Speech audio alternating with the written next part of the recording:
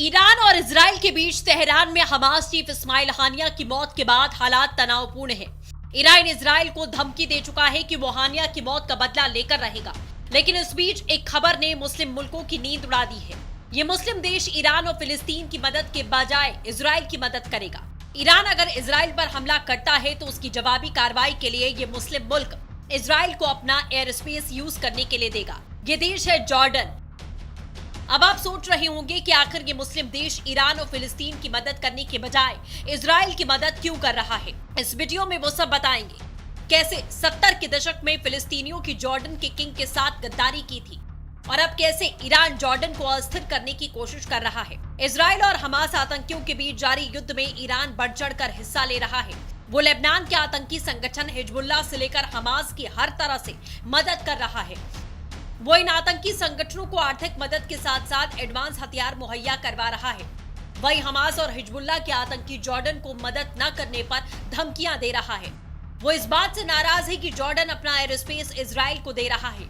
ये आतंकी संगठन और ईरान मिलकर जॉर्डन को अस्थिर करना चाहते हैं। हमास की टॉप लीडर कतर में बैठकर इजराइल बॉर्डर पर रहने वाले जॉर्डन के नागरिकों को इजराइल के खिलाफ लड़ने के लिए उकसाते हैं।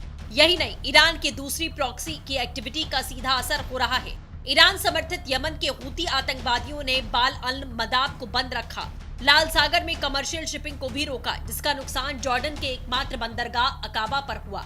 एक रिपोर्ट के मुताबिक 2024 के पहले महीनों में अकाबा में कंटेनर ट्रैफिक 2023 से करीब 23% कम हो गया। अकाबा बंदरगाह से होने वाली कमाई में भारी गिरावट आई। वहीं दूसरी ओर ईरान के रणनीतिक पार्टनर सीरिया से जॉर्डन को अवैध दवाओं का एक्सपोर्ट बढ़ गया। जॉर्डन की सेना सीरिया में ड्रग फेयरिंग ड्रोन को तेजी से मार रही। गाजा युद्ध शुरू होने के 2 महीने बाद जॉर्डन की वायुसेना ने सीरिया में कैप्टिगन की एक फैक्ट्री में बमबारी की थी।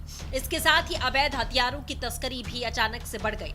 सीरिया से जॉर्डन में होने वाले तस्करी में हल्के हथियार, साथी टैंक रोधी हथियार, रॉकेट लॉन्चर, विस्फोटक और एंटी पर्सनल माइन शामिल हैं। इससे भी ज्यादा जॉर्डन के लिए समस्या ईरान समर्थित हमास की गतिविधियों से है। हमास ने जॉर्डन में अराजकता पैदा करने की कई साजिशें की। मार्च 2024 में अंतर्राष्ट्रीय महिला दिवस पर हमास की खालिद मशाल ने कतर से इंटरनेट के जरिए एक स्पीच दी, जिसमें उसने लाखों जॉर्डनियों से हमास के समर्थन में सड़कों पर उतरने की बात कही।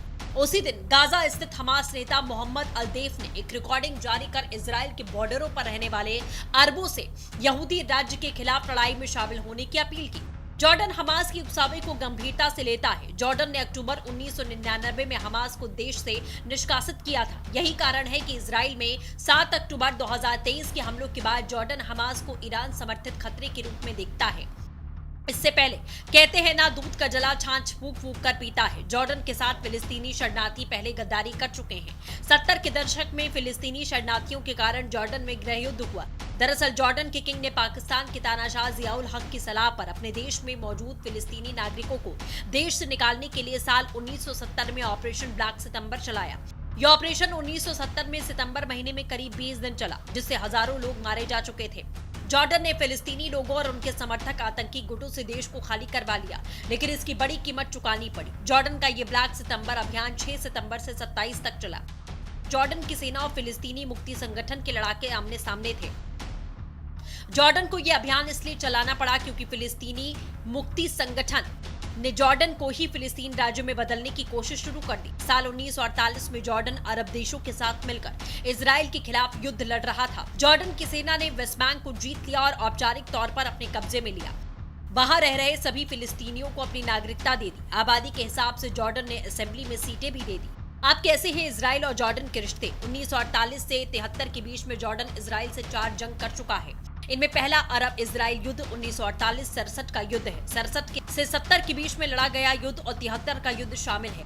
क्लिंटन के शासनकाल में 1994 में जॉर्डन और इजराइल के बीच शांति समझौता हुआ। इसके बाद कभी तनाव नहीं हुआ। यही कारण है कि जॉर्डन इस जंग में ईरान और फिलिस्तीन का सपोर्ट करने के बजाय इजराइल और अमेरिका का साथ दे रहा है।